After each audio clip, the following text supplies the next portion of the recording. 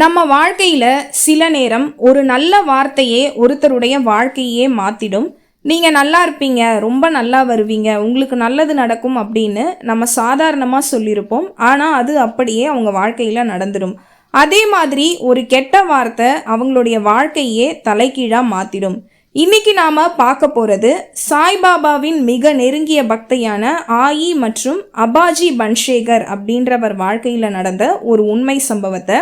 இந்த கதையில பாபா எப்படி ஒரு பக்தரின் சின்ன ஆசையை கூட நிறைவேற்றுறாரு அப்படின்றதையும், ஏன் யாரையுமே நாம குறை சொல்லக்கூடாது அப்படின்றத பத்தியும், ஒருவரின் நிலை எப்போ வேணா ஒரே நாளில் கூட மாறிடும் அப்படின்றத பற்றியும் இந்த வீடியோவில் நம்ம பார்க்க போகிறோம். வீடியோவை கடைசி வரைக்கும் பாருங்கள், முழுசாக பாருங்கள். அனைவருக்கும் வணக்கம். நான் உங்க மித்ரா சதீஷ் சேனல்ல உங்ககிட்ட பேசிட்டு இருக்கேன். இந்த ஆயின்னு சொல்லக்கூடிய அம்மாவும் அவங்க கணவர் மாஸ்டர்ஜியும் சாய்பாபாவினுடைய மிக நெருங்கிய தீவிரமான பக்தர்கள். இந்த வீடியோவில் அவங்க கூட வாழ்ந்த மறைந்த அபாஜி பன்ஷேகர் அப்படின்னு சொல்லக்கூடியவரோடு அவங்களுக்கு ஏற்பட்ட சில மறக்க முடியாத அனுபவங்களை பகிர்ந்திருக்கிறாங்க. யார் இந்த அபாஜி பன்ஷேகர் அப்படின்றவருன்னு பார்த்தீங்கன்னா, இவரும் சாய்பாபாவினுடைய தீவிரமான பக்தர்.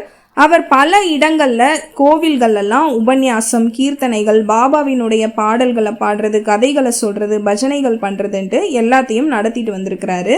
அங்கே இருக்கக்கூடிய கோவில்களில் இவருடைய கீர்த்தனையெல்லாம் நடக்கும்போது பார்த்தீங்கன்னா, இவங்க தினசரி கணவன் மனைவி 2 பேருமே அங்கே போயிடுவாங்களாம். அவர் சொல்லக்கூடிய ஒவ்வொரு வார்த்தையும் மனமுருக கேட்டுக்கிட்டே இவங்க இருந்திருக்கிறாங்க. அந்த அளவுக்கு அவர் அருமையாக பேசக்கூடியவர். அவர் பேச ஆரம்பித்தா நேரம் போகிறதே இவங்களுக்கு தெரியாதான். சாப்பிடக்கூட மறந்துடுவாங்களாம். வேறு வேலைகள் ஏதாவது இருந்ததுன்னா அதையும் கூட இவங்க மறந்துடுவாங்களாம். அந்த அளவுக்கு அவர் அழகாக பாடவும் பேசவும் கூடியவர். இந்த ஆயி அவர்களுக்கு ஒரு மகன் இருக்கிறாரு. அவர்கிட்ட அடிக்கடி அபாஜியை நீ வீட்டுக்கு கூட்டிட்டு வான்னு சொல்லி ஆயி அவர்கள் சொல்லிக்கிட்டே இருப்பாங்களாம். ஆனால் அவர் பார்த்தீங்கன்னா லேட் பண்ணிக்கிட்டே இருக்கிறாரு. அதனால ஒரு நாள் ஆயி அவர்கள் மனசார பாபா கிட்ட வேண்டி இருக்கிறாங்க. அபாஜியை எங்கள் வீட்டுக்கு அனுப்பி வைங்க பாபா அப்படின்னு சொல்லி மனசார வேண்டி இருக்கிறாங்க. அவங்க வேண்டுதலை பாபாவும் ஏற்றுட்டு இருந்திருக்கிறாரு. சில நாட்கள்லையே பார்த்தீங்கன்னா அபாஜியும் இவங்க வீட்டுக்கு வந்திருக்கிறாரு. அதுக்கு என்ன சொல்கிறாங்க ஆயி அவர்கள்னா, பாருங்க, தன் பக்தர்களின் உண்மையான ஆசைகளை பாபா எப்பவுமே நிறைவேற்றுவார். அதனால நீங்க நம்பிக்கையுடனும் பக்தியுடனும் இருங்க. என்ன மாதிரியே உங்களுடைய நல்ல விருப்பங்களையும் அவர் நிச்சயமா நிறைவேற்றுவார். ஆனா அதற்கு உங்களுக்கு அசைக்க முடியாத நம்பிக்கையும் உண்மையான பக்தியும் அவசியம் இருக்கணும் அப்படின்னு சொல்லியிருக்கிறாங்க. நான் பாபா கிட்ட கேட்டேன், பாபா கிட்ட வேணேன், ஆனால் அவர் எதுவுமே எனக்கு செய்யலை, நடத்தலை அப்படின்னு சொல்லி ஒருபோதும் சொல்லாதீங்க. இதயபூர்வமான அன்புடனும் நம்பிக்கையுடனும் பாபாவை அழைத்தால் அவர் உங்களிடம் ஓடி வருவார். இதற்கு உதாரணமா வால்மீகி முனிவரின் கதையை ஆயி அவர்கள் சொல்லியிருக்கிறாங்க. அவர் ஆரம்பத்தில் மரா மரா அப்படின்னு தான் ஜபிச்சுக்கிட்டே இருந்தார். ஆனால் அது ராமா ராமா அப்படின்னு சொல்லி மாறிடுச்சு. அதுபோல் நீங்களும் சாய்ராம் சாய்ராம்னு சொல்லி தொடர்ந்து ஜபியுங்க. அதே நேரத்தில் நான் உண்மையிலேயே சாய்பாபாவினுடைய பக்தனா அப்படின்னு உங்களை நீங்களே கேட்டு பாருங்க அப்படின்ட்டும் ஆயி அவர்கள் சொல்கிறாங்க. அடிக்கடி ஆயி அவர்களை பார்க்குறவங்கெல்லாம் இவங்க பாபாவை வணங்கிட்டே இருக்கிறாங்க, அவருடைய மந்திரத்தெல்லாம் சொல்லிக்கிட்டே இருக்கிறாங்க இல்லையா, அதனால் இவங்களை ஒரு பெரிய பாபா பக்தை அப்படின்னு சொல்லுவாங்களாம். நம்ம பெரிய பாபா பக்தர்கள் அப்படின்னு சொல்லிக்கிறத விட உண்மையிலேயே பாபாவினுடைய பாதையில் நாம் நடக்கிறோமா, அவர் சொன்ன விஷயங்களெல்லாம் நாம் பின்பற்றுறோமா, அவர் சொன்னபடி நாம் நம்ம வாழ்க்கையில் நிறைய நல்லதை செய்கிறோமா அப்படின்றது தான் ரொம்ப முக்கியம். என்னை பொறுத்தவரை நான் என்றைக்குமே என்னை ஒரு பெரிய பாபா பக்தையாக நினச்சதே கிடையாது. மற்றவங்க அப்படி சொன்னாலும் நான் அமைதியாக தான் இருப்பேன். உண்மையான பக்தரின் நிலை ரொம்ப உயர்ந்தது. அவங்களுக்கு உலக நினைவே இருக்காது. அவங்க எப்பவும் பாபாவினுடைய திருநாமத்தை ஜபிச்சுக்கிட்டே இருப்பாங்க. நாமும் அப்படியே வாழ முயற்சி செய்யணும். எண்ணற்ற பிறவிகளுக்கு அப்புறம்தான் இந்த அரிய மனித பிறவி நம்மளுக்கு கிடைச்சிருக்குது. இந்த வாழ்க்கையை நாம் அர்த்தமுள்ளதாக மாற்றி அமைக்கணும். ஒரு நாள் இந்த உடல் நம்மளை விட்டு போயிட்டாலும் நாம் விட்டு செல்ல வேண்டியது அன்பும் நம்மளுடைய நற்குணங்களையும் தான் இங்கே. எனவே சாய்பாபாவின் திருநாமத்தை தொடர்ந்து ஜபியுங்க. உலக வாழ்க்கையின் துன்பங்களிலிருந்து அவர் உங்களை வழி நடத்துவார் அப்படின்னு சொல்லி ஆயி அவர்கள் பாபாவை பற்றிய இந்த விஷயங்களை சொல்லியிருக்கிறாங்க. அடுத்ததா அவங்க வாழ்க்கையில பார்த்த ஒரு உண்மை சம்பவத்தை பகிர்ந்திருக்கிறாங்க. நாம நம்ம வாழ்க்கையில யாரையுமே தேவையில்லாம குறை சொல்றதோ தீய வார்த்தைகளால அவங்கள பேசுறதோ கூடாது. அது நமக்கே பெரிய வினைகளையும் நம்ம வாழ்க்கையில நிறைய பாதிப்பையும் ஏற்படுத்தும் அப்படின்றதுக்கு உதாரணமா நடந்த ஒரு சம்பவத்தை பகிர்ந்திருக்கிறாங்க. ஒரு பெண்மணி பாத்தீங்கன்னா அடிக்கடி இந்த ஆயி அவர்கள் வீட்டுக்கு வருவாங்களாம். அவங்க யாருன்னா மாஸ்டர்ஜியோடைய ஃப்ரெண்டோட ஒய்ஃப். இவங்க ஹஸ்பண்ட் இருக்காரு இல்லையா, அவருடைய ஃப்ரெண்டு ஒய்ஃபு. அவங்களுடைய கணவர் திடீர்னு இறந்து போயிடுறாரு. அவங்க குடும்பமே ரொம்ப ஒரு கஷ்டமான சூழ்நிலைக்கு தள்ளப்படுது. அவங்களால முடிஞ்ச எல்லா உதவிகளையும் அந்த பெண்மணிக்கு இவங்க செய்யறாங்க. அவங்களுக்கு மொத்தம் 7 குழந்தைங்க. அந்த பெண்மணி ரொம்ப நல்ல மனசு கொண்டவங்க. இவங்க என்ன சொன்னாலும் அதை மகிழ்ச்சியோட செய்வாங்களாம். இவங்களுக்கும் அந்த பெண்மணியை ரொம்ப பிடிக்கும். ஒரு முறை இவங்க வீட்டில் ஒரு ஃபங்க்ஷன் நடந்திருக்குது. அதுக்காக எல்லாரும் சேர்ந்து சமையல்லாம் பண்ணியிருக்கிறாங்க. சமையல் பண்ணி முடிச்சதுக்கு அப்புறம் இந்த ஆயி அவர்களுக்கு ரொம்ப டயர்டா இருந்திருக்குது. அதனால வந்திருக்கிற கெஸ்ட்டுங்க எல்லாருக்கும் நீ போய் சாப்பாடு பரிமாறுமா அப்படின்னு சொல்லி இந்த விடோவா இருக்காங்க இல்லையா, அவங்க கிட்ட சொல்லியிருக்கிறாங்க, எனக்கு ரொம்ப டயர்டா இருக்கு, நீ போய் சாப்பாடை பரிமாறு அவங்க எல்லாருக்கும்ட்டு அந்த பெண்மணி கிட்ட சொல்லியிருக்கிறாங்க. அப்போ அங்க நட்டேக்கர் அப்படின்னு சொல்லி வியாபாரி சாப்பிடுறதுக்காக உட்காந்துட்டு இருக்காரு. அவருக்கு இந்த பெண்மணி தான் போய் எல்லாருக்குமே சாப்பாடு பரிமாறுற மாதிரி பரிமாறுறாங்க. சாப்பிட்டு முடிச்சதுக்கு அப்புறம் பாத்தீங்கன்னா அவர் ரொம்ப ஒரு தப்பான வார்த்தையில அந்த பொண்ணை ரொம்ப ஒரு மாதிரி இழிவுபடுத்துற மாதிரி பேசிடுறாரு.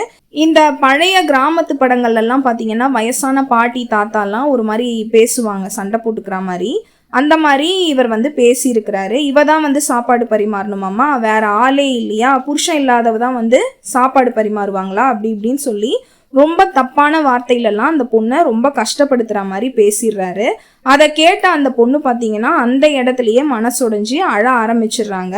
இதை பார்த்த ஆயி அவர்கள் அங்கே ஓடி அந்த பொண்ணை சமாதானப்படுத்துறாங்க. அழாத அழாத, நீ விதவையானது உன்னோட தப்பு கிடையாது, அது விதி, அவர் சொன்ன வார்த்தைகள் எல்லாம் மனசுல வச்சுக்காத அப்படின்னு சொல்லி ஆறுதல் சொல்றாங்க. இந்த விஷயத்த அங்க இருந்த அபாஜி பன்ஷேகரும் பாக்குறாரு. அவரும் பயங்கரமா கோவப்படுறாரு அந்த நட்டேக்கர் மேல. யார் உனக்கு சாப்பாடு போட்டா என்ன, யார் உனக்கு பரிமாறினா என்ன, உன்னுடைய வேலை என்ன, அமைதியா அதை சாப்பிட வேண்டியதானே, நீ எதுக்கு இதை மாதிரிலாம் அந்த பொண்ணு அப்படி பேசன அப்படின்னு சொல்லி ரொம்ப அவரும் திட்டுறாரு. அந்த அபாஜி பன்ஷேகர் பாத்தீங்கன்னா ரொம்ப நேர்மையானவர், எளிமையானவர், யாரையுமே ஏமாத்தாதவர், தேவையற்ற ஆசைகளும் இல்லாதவர். இவங்க குடும்பத்து மேல அவருக்கு அளவு கடந்த அன்பும் இருந்தது. அதனாலதான் அந்த நட்டேக்கர் அந்த பொண்ணை பேசின உடனே இவரும் திட்டி இருக்கிறார், அந்த மாதிரிலாம் பேசாத பாவம் அப்படின்னு சொல்லி அவருக்கு அட்வைஸும் பண்ணியிருக்கிறாரு, திட்டியும் விட்டுருக்காரு. சில காலங்களுக்கு அப்புறம் பார்த்தீங்கன்னா, அதாவது சில வருடங்களுக்கு அப்புறம் அந்த நட்டேக்கருடைய வாழ்க்கை ரொம்ப ஒரு மோசமான நிலைக்கு வருது. பிஸ்னஸ்லாம் அவரது லாஸ் ஆகுது. அவர் ஃபேமிலிலையும் நிறைய பிரச்சனை மாறி மாறி நடக்குது. அவர் பேசினார் இல்லையா இந்த பொண்ணை, அந்த வார்த்தையினுடைய விளைவு தான் இப்போ அவருக்கு நடந்துட்டு இருக்கிறது அப்படின்றத இவங்க எல்லாருமே உணர்றாங்க. ஆனா அதே நேரத்துல இந்த விதவை பெண்ணுடைய வாழ்க்கையும் ரொம்ப மாறி போயிருந்தது. அவங்களுடைய குழந்தைகள் வளர்ந்து ஒரு நல்ல வியாபாரிகளா அவங்க உயர்ந்திருந்தாங்க. அவங்களுடைய பொருளாதார ரீதியாகவும் அவங்க நல்ல நிலைக்கு வந்துட்டாங்க. ஏற்கனவே அந்த பொண்ணு கஷ்டத்துல இருந்தாங்க. ஆயி அவர்களும் அவங்க கணவரும் தான் அவங்களுக்கு தேவையான உதவிகளை எல்லாம் செஞ்சுட்டு இருந்தாங்க இல்லையா. இப்போ அவங்க பசங்களே ஒரு நல்ல நிலைமைக்கு வளர்ந்துட்டாங்க. அதனால பொருளாதார ரீதியா அவங்க ஒரு நல்ல பொசிஷன்ல இருக்கிறாங்க. யார்கிட்டையும் கை நீட்ட வேண்டிய அவசியம் இல்லாத ஒரு நிலைக்கு அந்த பெண்மணி வந்துட்டாங்க. இதுல இருந்து நாம ஒரு பாடத்தை கத்துக்கணும். யாரையும் இழிவாக பேசாதீங்க, யாரையுமே விமர்சிக்காதீங்க. ஒவ்வொருத்தரும் தங்களுடைய கர்மத்தின் பலனை அனுபவிச்சுக்கிட்டு தான் இருக்கிறாங்க. கஷ்டத்துல இருக்கிறவங்கள அவமதிக்காம அவங்களுக்கு அன்பும் மரியாதையும் கொடுங்க. இன்னைக்கு இருக்கக்கூடிய நிலை நாளைக்கு எப்படி வேணா மாறலாம். அந்த பெண்மணி பார்த்தீங்கன்னா ரொம்ப கடுமையாக உழைச்சி தன்னுடைய குழந்தைங்கள வளர்த்துருக்குறாங்க.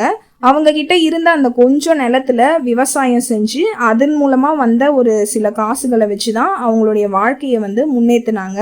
ரொம்ப கடினமா உழைக்கக்கூடிய ஒரு பெண்மணி. அப்படிப்பட்ட ஒருத்தரை அந்த மாதிரி இழிவா பேசினது எனக்கும் அபாஜி பன்ஷேகருக்கும் ரொம்ப வேதனையா இருந்தது. அதனால தான் மறுபடியும் சொல்றேன், யாரையும் விமர்சிக்காதீங்க, யாரை பத்தியும் தீயதா பேசாதீங்க. ஒரு கடுமையான சின்ன வார்த்தை கூட ஒருத்தருடைய மனசை ஆழமா காயப்படுத்தும். மற்றவங்கள தீர்ப்பளிக்கிறதுக்கு நாம யாரு? யோசிக்காம பேசக்கூடிய வார்த்தைகள் நம்முடைய வாழ்க்கையே மாத்திடும். இந்த உண்மையை எப்போதும் நினைவுல வச்சுக்கோங்க அப்படின்னு சொல்லி அவங்க பார்த்த இந்த உண்மை சம்பவத்தை சொல்லியிருக்கிறாங்க. இப்போ நம்ம இந்த வீடியோல பாபா நிகழ்த்தின அதிசயத்தை பார்க்கல, கர்மாவினுடைய விளைவை பற்றி பார்த்துருக்குறோம். அந்த வியாபாரி முதல்ல தான் நல்ல நிலைமையில இருக்கிறதால ஏழ்மையாக இருக்கிறவங்களையும் விதவையாக இருக்கிறவங்களையும் என்ன வேணா பேசலாம் அப்படின்னு சொல்லி தேவையில்லாத கடுமையான வார்த்தைகளை பேசியிருக்கிறாரு. சில வருடங்களில் அவருடைய பிஸ்னஸ் எல்லாம் லாஸ் ஆகி அவருடைய வாழ்க்கையே போயிடுச்சு. இந்த சம்பவம் எப்படி கர்மா வேலை செய்கிறது, நம்மளுடைய வார்த்தைகளில் நாம் எப்படி கவனமாக இருக்கணும் அப்படின்றத பற்றி உங்களுக்கு புரிய வச்சுருக்கோம். இப்போ இதெல்லாம் அந்த காலத்தில் நடந்தது தானே, இப்போல்லாம் கூட பொண்ணுங்களுக்கு இதெல்லாம் நடக்குதா அப்படின்னு சொல்லி நீங்கள் கேட்டிங்கன்னா இப்போ அதை விட அதிகமாகவே நடக்குது. இந்த மாதிரி நிறைய குடும்பங்களில் நிறைய நபர்கள் பார்த்தீங்கன்னா கணவரை இழந்த பெண்களை ரொம்ப டார்ச்சர் பண்ணுறது அது எல்லாமே நடக்குது. இந்த மாதிரி கணவரை இழந்த பெண்களை பார்த்தீங்கன்னா ஒரு சில குடும்பங்களில் ரொம்ப நல்லவங்களா இருக்கிறாங்கன்னா ஆதரிக்கிறாங்க. ஆனால் சில குடும்பங்களில் பார்த்தீங்கன்னா அவங்கள வச்சு பாலிடிக்ஸ் பண்ணுறது எல்லாமே இருக்குது. அவங்கள ஒதுக்கி வைக்கிறது, ரொம்ப ஒரு நல்ல விசேஷம் சடங்குகள் அதிலெல்லாம் அவங்கள சேர்த்துக்க மாட்டாங்க. தாலி பிரித்து கோக்குறதுன்னு சொல்லுவாங்க இல்லையா, அதிலெல்லாம் சேர்த்துக்க மாட்டாங்க. சில நேரங்களில் அவங்களே நான் வரல அப்படின்னு சொல்லிடுவாங்க. இப்போ எங்கள் அம்மாவும் பார்த்தீங்கன்னா கணவர் இல்லாதவங்க தான். எங்கள் அப்பா இறந்துட்டாரு. எங்கள் வீட்டு எதிர்க்கைவே தான் பார்த்தீங்கன்னா மல்லிகை கடை இருக்குது.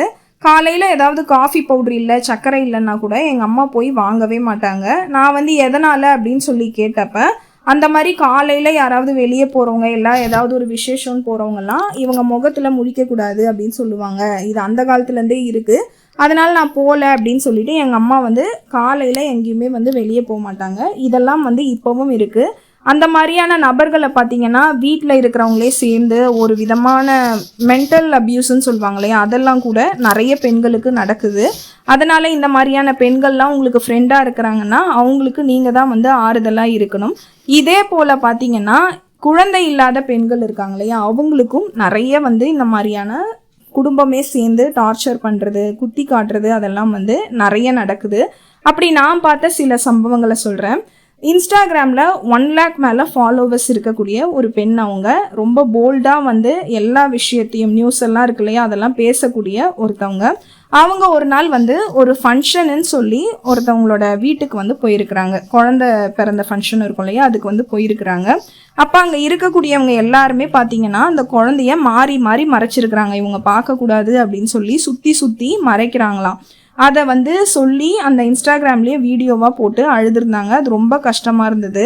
நான் இந்த மாதிரி பார்க்கலான்னு குழந்தைய போனால் இந்த மாதிரி மறைக்கிறாங்க அப்படின்னு சொல்லிட்டு இதை நான் எனக்கு தெரிஞ்ச குழந்தை இல்லாத ஒருத்தவங்க, அவங்களுக்கு 13 வருஷமாக குழந்தை இல்லை, அவங்கக்கிட்ட இதை பற்றி சொல்லியிருந்தேன். அக்கா இந்த மாதிரி பண்ணுறாங்களாம் அப்படின்னு சொல்லிட்டு. அப்போ அவங்க என்ன சொன்னாங்கன்னா, எனக்கும் இந்த மாதிரிலாம் நடந்திருக்குது மித்ரா அப்படின்னு சொல்லி அவங்களுக்கு நடந்த ஒரு அனுபவத்தை சொன்னாங்க. இவங்களுடைய க்ளோஸ் ஃப்ரெண்டா அந்த பொண்ணுக்கு குழந்தை பிறந்திருக்குதுன்னு சொல்லி இவங்க கிட்ட சொல்லியிருக்கிறாங்க. அதனால சந்தோஷமா அந்த குழந்தைக்கு தேவையான பொருளை எல்லாம் வாங்கிக்கிட்டு பார்க்கறதுக்காக அவங்க வீட்டுக்கு போயிருக்கிறாங்க. அந்த பெண் பார்த்தீங்கன்னா வீட்டுள்ளேயே சேர்க்கலையாம், வாசல்லையே என்னென்னவோ பேசி இவங்களை குழந்தைய பார்க்க விடாம அனுப்பிட்டு இருக்காங்க.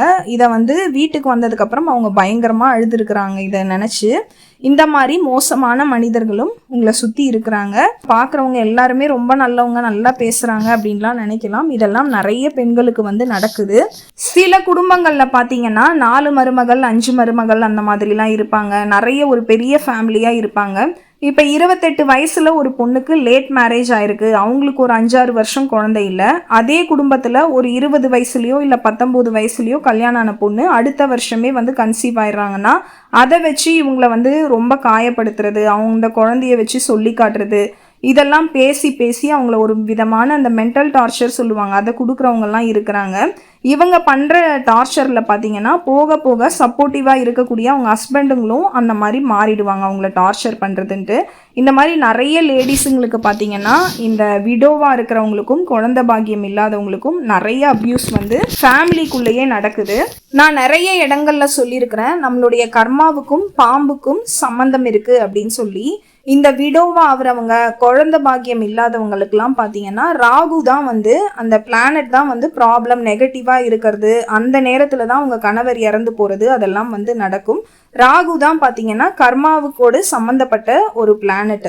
இப்போ அந்த மாதிரி நீங்கள் விடோவாக இருக்கிறவங்க, உங்கள் வீட்டில் இருக்கிறவங்களையோ இல்லை வந்து குழந்தை பாக்கியம் இல்லாதவங்களையோ போய் தொல்லை கொடுத்துக்கிட்டே இருக்கிறீங்க, தேவையில்லாத வார்த்தைகளை பேசுகிறீங்க, அவங்க மேலே பழி போடுறீங்க, அவங்கள அசிங்கப்படுத்துறீங்க, அவங்க சும்மா ஒரு ஆள்கிட்ட பேசினா கூட தப்பான ஒரு கதையெல்லாம் கட்டுறீங்க அப்படின்னாக்கா பயங்கர மோசமான விளைவுகளை பேசக்கூடிய உங்கள் வாழ்க்கையிலையும், உங்களுக்கு இருப்பாங்க இல்லையா பொண்ணு பேத்தின்லாம் இருப்பாங்க இல்லையா அவங்க வாழ்க்கையிலையும் ஏற்படுத்தும்.